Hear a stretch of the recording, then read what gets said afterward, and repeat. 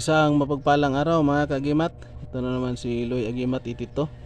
At mayroon na namang ipapakita sa inyo mga kagimat na aking mga bagong hawak na kakaibang mga mutya mga kagimat.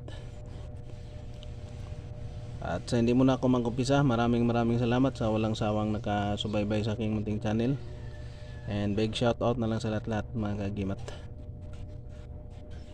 Ito mga mutya na ito mga kagimat o batong kakaiba nakuha ko sa aking paghahunting sa bundok mga kagimat. Sa iba't ibang lugar ito galing mga kagimat. Nauna ipapakita ko mga kagimat, ito yung aking bunga ng kasoy na nagiging bato mga kagimat. Yan. Bunga ito ng kasoy na nagiging bato. Ito yung maganda sa kasoy yan mga kagimat na nagiging bato. Ito yung nakuha ko sa puno mga kagimat. Puro bato na yan mga kagimat ha. Yan mga kagimat, mutya ng kasoy. Yan, kachamba tayo, nakakuha tayo ng isa mga kagimat na malaki. Yan, kung titingnan natin, kasoy talaga yan mga kagimat. Yan, mutya ng kasoy, bunga ng kasoy na nagiging bato. Yan, yan mga kagimat.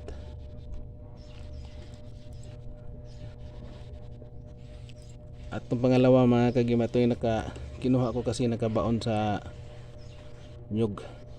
Yan mga kagimat, yan, parang palakol mga kagimat. Yan o, itsura niya mga kagimat. Ito yung nakabaon sa bato, sa batong nakabaon sa puno ng nyug. Yan o, yung ano niya mga kagimat, kagimat yung tulis niya mga kagimat o, parang palakol. Yan.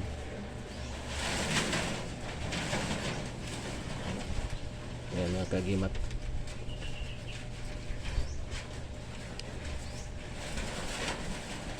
Makintab siya mga kagimat no? Sa bundok yan galing. At ito mga kagimat yung lintang busog yan no?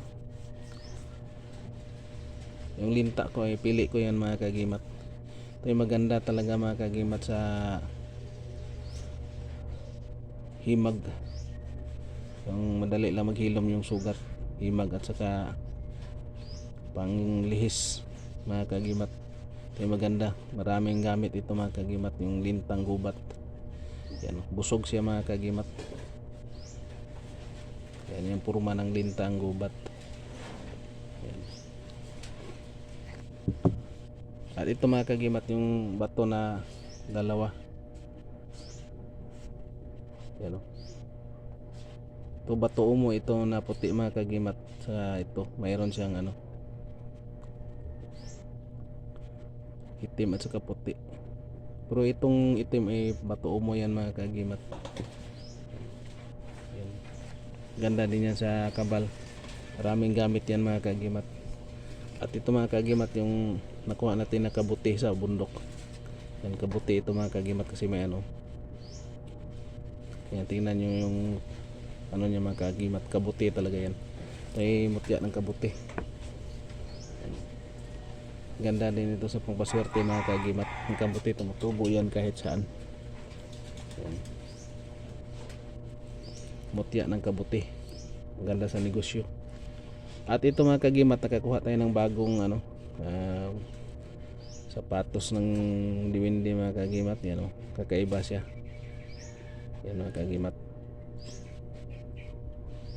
yan siya, sapatos ng diwindi mga kagimat. At kanan naman ulit mga kagimat, karamihan sa nakuha kong sapatos ng diwindi ay kanan. Yan mga kagimat, sapatos talaga ng diwindi. Ito maganda mga kagimat. Kung titingnan ng igan niya natin, parang barko din mga kagimat. Yan o, ito sapatos ng diwindi yan mga kagimat. Yan o, yung dulo niya mga kagimat. Ito yung maganda sa lakaran at pangpaswerte na din mga kagimat. Ito mga kagimat yung nakuha ko sa talon, yung sinasabi nilang mutya ng baghari na crystallize. Yan o, kumikinang siya mga kagimat. Ito yung maganda gamit sa mga contest mga kagimat. Yan o, kumikinang. Lalo na yung shirts. Yan o. Parang may mga maliliit siya na kristal na diamond. Yan o. Kumikinang mga kagimat.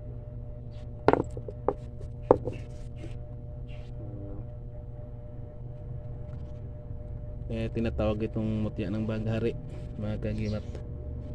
Dalawa yan sila mga kagimat, to din mga kagimat to. Kumikinang din mga kagimat. Pero ito may pagka pink mga kagimat. Ang kulay niya mga kagimat may pagka pink.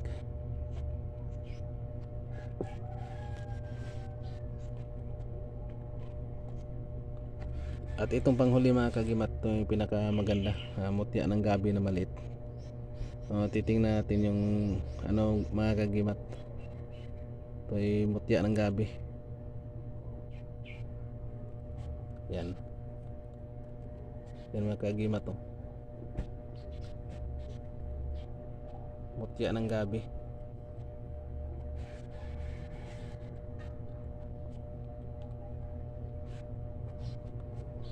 At ito lang muna yung i-share ko sa inyo mga kagimat. Ipapakita ko sa inyo na mga aking mga bago na namang mga kakaibang mga hawak na mutya mga kagimat.